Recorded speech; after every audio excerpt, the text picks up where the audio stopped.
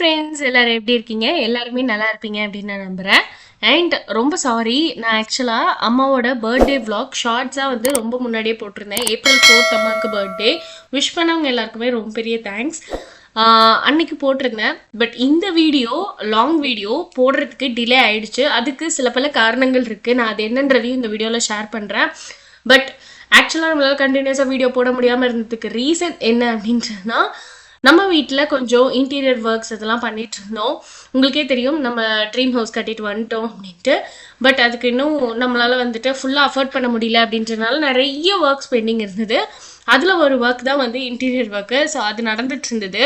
So ரொம்ப நாய்ஸியாக, ரொம்ப வீடு கிளம்ஸியாக அப்படிலாம் இருந்தனால வீடியோ ஷூட் பண்ணவும் முடியல, எடிட் பண்ண முடியல, அந்த சத்தத்தில் வாய்ஸ் ஓவர் கொடுக்க முடியல. இந்த மாதிரி ஏகப்பட்ட டிஃபிகல்ட்டிஸ் இருந்தனால தான் வீடியோ போடவே முடியல.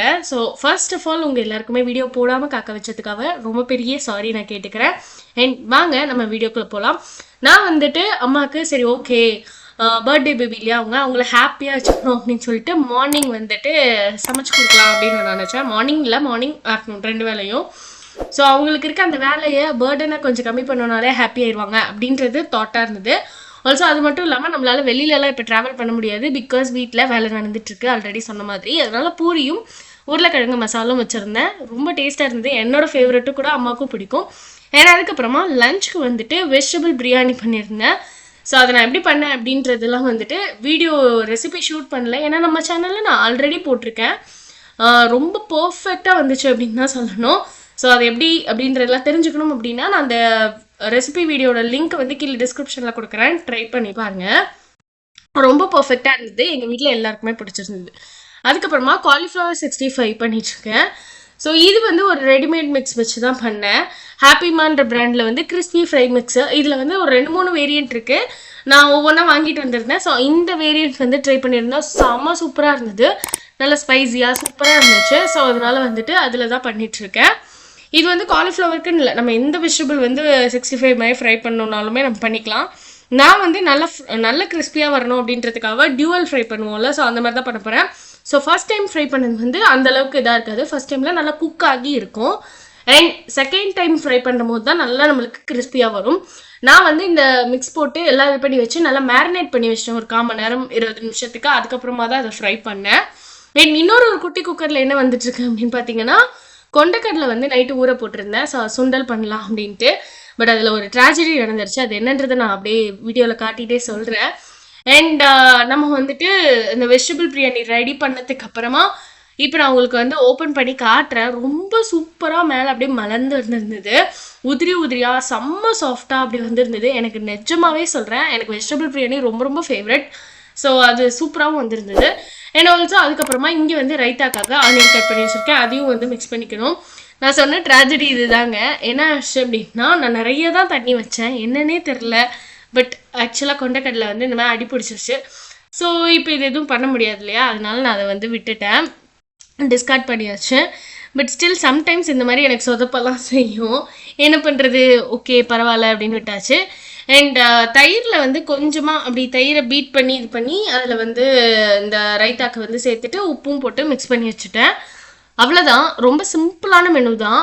ரொம்ப பெரிய காம்ப்ளிகேட்டட் ஐட்டம்ஸ்லாம் கிடையாது. பட் ஸ்டில் ரொம்ப எம்மியாக அப்படி இருந்துச்சு. அண்ட் ஆல்சோ அம்மாவுமே வந்துட்டு அப்பாடா இன்னைக்கு சமைக்கிறதுலேருந்து ஃப்ரீடா, கிச்சனுக்கு எனக்கு ஃப்ரீ அப்படின்ற மாதிரி ஹாப்பி ஆயிட்டாங்க. ஸோ அதனால அதுவும் நல்லா இருந்துச்சு.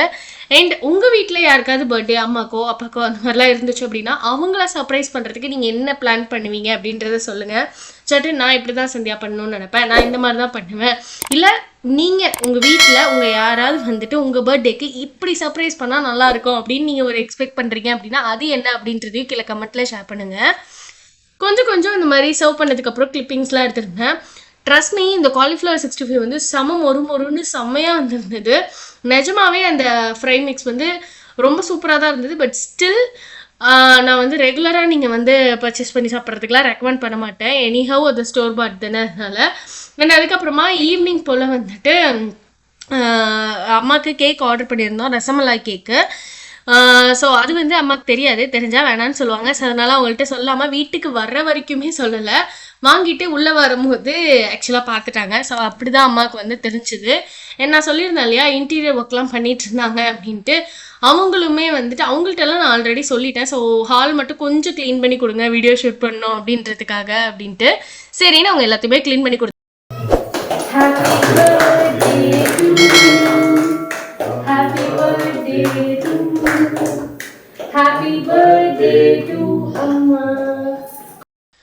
அதுக்கப்புறம் ஆக்சுவலாக வந்துட்டு இந்த நாங்கள் இந்த கேக் கட் பண்ணிட்டுருக்க கேப்பில் வந்துட்டு கொஞ்சம் முன்னாடி எங்களுக்கு ஒரு கால் வந்திருந்தது. என்ன அப்படின்னா ரிலேட்டிவில் ஒருத்தங்க வந்துட்டு இறந்துட்டாங்க அப்படின்ட்டு. ஸோ அதனால் அப்பா அவசரமாக அப்பா சித்தப்பா எல்லாருமே வந்துட்டு ஊருக்கு கிளம்பிட்டு இருந்தாங்க.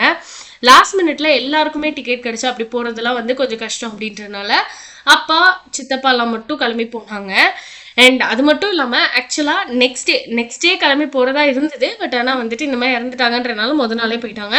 அடுத்த நாள் வந்து ரிலேட்டிவில் ஒரு மேரேஜும் இருந்துச்சு.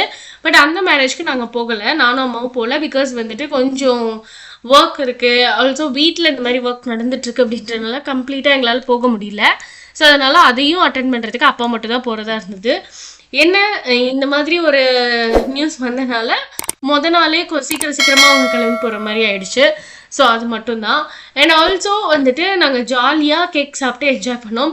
இங்கே எனக்கு எந்த கடையில் ஆர்டர் பண்ணேன் அப்படின்றது எனக்கு ஞாபகம் இல்லை. நான் அதுக்கப்புறமா பார்த்துட்டு வேணா கம்யூனிட்டி போஸ்ட் இந்த மாதிரி இதில் ஷேர் பண்ணுறேன். நல்லா இருந்துச்சு. ரொம்ப ஓஹோன்னு இருந்துச்சா அப்படின்னா அந்தளவுக்கு எனக்கு அதை இம்ப்ரெசிவாக இல்லை. பட் ஸ்டில் கேக் வந்து நல்லா இருந்துச்சு.